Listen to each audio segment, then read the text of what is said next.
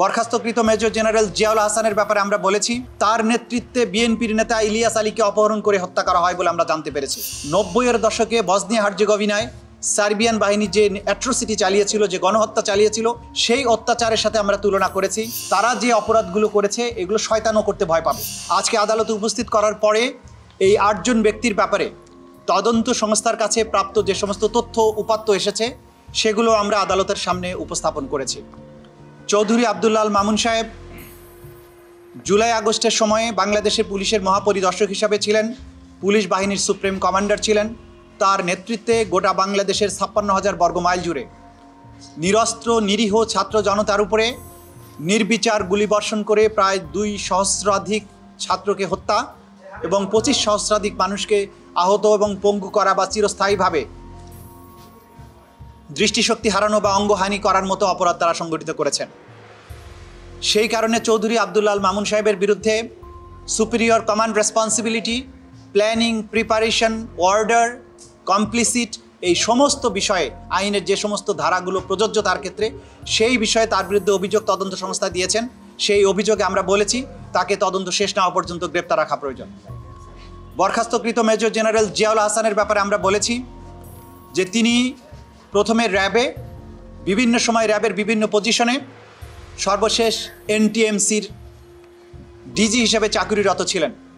তিনি বাংলাদেশের গুম, এনফোর্সড ডিসঅ্যাপিয়ারেন্স এবং এই গুমের পরে নিয়ে গিয়ে তাদেরকে যে পৈশাচিক অত্যাচার, তারপরে হত্যা করে লাশ বিভিন্ন জায়গায় ডিসপোজাল করে দেয়া, এই কালচারের জনক হচ্ছেন তিনি।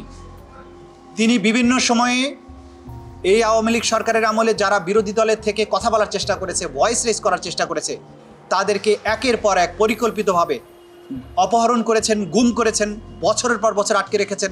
সেখানে তাদেরকে নিয়ার ডেথ এক্সপেরিয়েন্স দিয়ে এমন নির্মম অত্যাচারের মাধ্যমে তাদেরকে আটক রেখেছেন।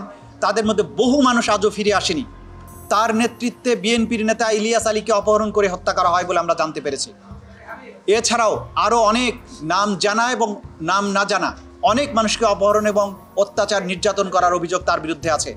তার পৈশাচিকতার যে স্ট্যান্ডার্ড, সেটা কেবলমাত্র 90-এর দশকে বসনিয়া হার্জেগোভিনায় সার্বিয়ান বাহিনী যে অ্যাট্রোসিটি চালিয়েছিল, যে গণহত্যা চালিয়েছিল, যে ধরনের অত্যাচার করত, সেই অত্যাচারের সাথে আমরা তুলনা করেছি। বসনিয়ার তদানীন্তন সেনাপ্রধান ছিল রাদোভান কারাজিচ এবং তার আরেকজন অফিসার ছিল রাটকো মলাদিচ। তারা যে ধরনের, তাদেরকে বলা হতো বলকানের কসাই বলা হতো তাদেরকে। আমাদের এই বলকানের কসাইদের মতো বাংলাদেশের কসাই হিসাবে এই জিয়াউল হাসান হত্যাকাণ্ড থেকে শুরু করে অপহরণ, নির্যাতন, গুম এগুলোর সাথে জড়িত ছিলেন। তার বিরুদ্ধে সুস্পষ্ট অভিযোগ এসেছে। তার বিরুদ্ধে জুলাই আগস্টের যে গণহত্যা এবং মানবতা বিরোধী অপরাধ, তার বাইরেও বিগত সরকারের পুরো সময় জুড়ে বিভিন্ন সময় তার দায়িত্ব পালনকালীন সময়ে যত গুম হয়েছে সব গুমের অভিযোগের তীরটি তার বিরুদ্ধে গিয়েছে।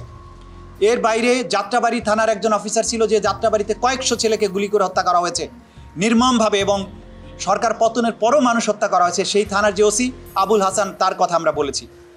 সাভার অঞ্চলের একজন এসপি, একজন এএসপি, একজন ওসি, যারা আশুলিয়াতে 6টা ছেলেকে গুলি করে হত্যা করার পরে লাশ ভ্যানে মালপত্রের মতো এরকম চ্যাংদলা করে প্রথমে রিক্সা ভ্যানে উঠিয়েছে, পরবর্তীতে পুলিশের ভ্যানে তুলে পেট্রোল দিয়ে আগুন জ্বালিয়ে তাদেরকে পুড়িয়ে নিশ্চিহ্ন করতে চেয়েছে, প্রমাণ করতে চেয়েছে যে পুলিশ ভ্যানে আন্দোলনকারীরা আগুন দিয়ে এই লাশগুলো পুড়িয়েছে। তারা যে অপরাধগুলো করেছে এগুলো শয়তানও করতে ভয় পাবে। প্রত্যেকটা অফিসারের ব্যাপারে সুনির্দিষ্ট যে সমস্ত অভিযোগ ছিল সেগুলো আমরা সুনির্দিষ্টভাবে তুলে ধরেছি এবং আমরা আদালতকে অবহিত করেছি যে আমরা এই সমস্ত এভিডেন্স যা পাচ্ছি সেগুলো কালেক্ট করে আমাদের তদন্ত সংস্থা বিচারের উপযোগী করে আন্তর্জাতিক স্ট্যান্ডার্ড ফলো করে সমস্ত ডিজিটাল এভিডেন্স, লাইভ এভিডেন্স এমনভাবে আমরা আদালতের সামনে প্লেস করব, ক্রিস্টাল ক্লিয়ারভাবে অপরাধীরা জানতে পারবে তাদের কি অপরাধ ছিল। গোটা বাংলাদেশ, গোটা দুনিয়া দেখবে এই বিচারটা স্বচ্ছ এবং ফেয়ার হয়েছে। সেই ধরনের এভিডেন্স প্রিপেয়ার করার জন্যে আমাদের যুক্তিসঙ্গত সময় দরকার।